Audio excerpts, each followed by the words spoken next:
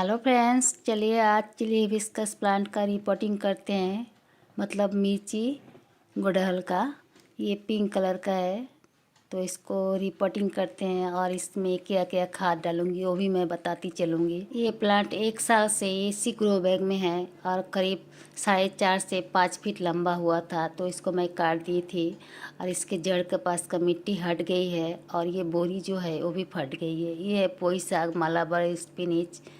तो बोरी जो है बिल्कुल सड़ गई है, आप लोग देख ही पा रहे होंगे। तो इसको बोरी को हटा दूंगी और इसको मैं एक 20 लीटर का जो पानी का ड्रम होता है उसी में लगाऊंगी। तो इसकी मिट्टी अच्छी है, देखिए रेत वाली मिट्टी है, भुरभुरी मिट्टी, लेकिन ऊपर से मिट्टी दह गई है पानी से, बारिश से अगले साल। तो इसका प्लांट का जड़ बहुत हिल रही है। फूल तो आ रहे थे, फिर भी मैं इसके ब्रांचेस को कट कर दी थी इस बार जनवरी महीना में। तो मैं अब इसके जो मिट्टी है उसको आधा हटा के दूसरा मिट्टी में इसको रिपोर्ट करूँगी। तो चलिए देखते हैं क्या क्या खाद डालनी है इसमें रिपोर्ट करने के लिए। ये 20 लीटर पानी का गैलन, उसके जो होल की हूँ उसमें मैं डालूँगी मीडियम साइज़ का कंकर और मोटी वाली रेत, ताकि इसके पानी ड्रेनेज आराम से हो जाए। तो यहाँ पे मैं ली हूँ गोबर की खाद पुरानी, और यहाँ पे नीम के पत्ते और पुराने गाछ के जो पत्ते होते हैं सूखे वाले, उसको भी मैं जमा करके रखी थी, उसको लूँगी। ये प्लांट के लिए काफ़ी अच्छा है। तो गोबर के जो खाद है वो करीब 1 साल से 1.5 साल पुरानी है, वो आराम से टूट रही है। वैसे ही खाद चाहिए इसके लिए, गोबर की अगर खाद डालेंगे। अगर नहीं है पुरानी खाद तो आप वर्मी कंपोस्ट डाल सकते हैं। तो पत्तों की खाद डालें आप। तो मैं पत्तों की खाद मेरे पास है, लेकिन बहुत सारे पत्ते और नीम के पत्ते जमा हुए थे, इसी से मैं रिपोर्ट करूँगी ताकि ये प्लांट अच्छे से ग्रो करे। तो जब मैं ये प्लांट को लगाई थी उसमें ज़्यादा खाद नहीं दी थी, इसलिए मैं आधा मिट्टी को हटा दूँगी, करीब आधा से कम, और आधा से ज़्यादा को रखूँगी।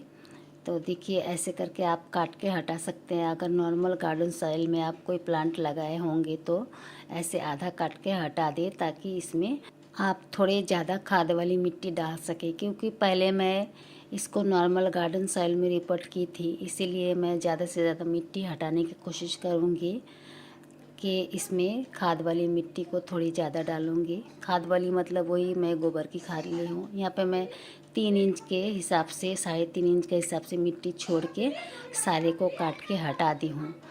तो वो यहाँ पे सबसे पहले जो ड्रेनेज होल है पॉट में, वहाँ पे आप मीडियम साइज़ का कंकड़ और रेत डाल दें। उसके बाद नीचे, सबसे नीचे जो पत्ते मैं रखी हूँ उसी को मैं डाल रही हूँ। आप लोग चाहे तो ऐसे नीम के पत्ते और कोई गाछ के पत्ते जो सड़ गई है उसको डालें।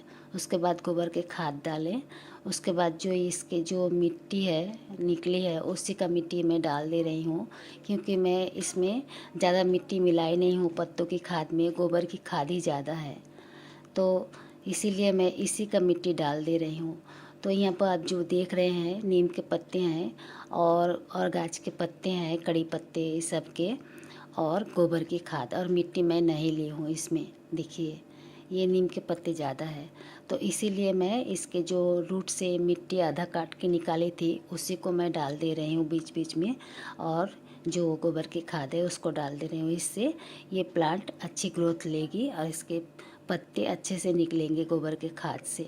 और ऊपर से मैं एक बार और इसके जो मिट्टी निकली थी उसी को डाल दी हूँ, और जो रूट हिल रही थी उसके ऊपर तक मैं थोड़ी मिट्टी भर दी हूँ, ताकि ऊपर तक रूट आ जाए और जो प्लांट हिल रही थी वो ना हिले। इसीलिए जो रूट हिल रही थी वहाँ तक मैं मिट्टी डाल दी हूँ। अब इसमें पानी डाल दे।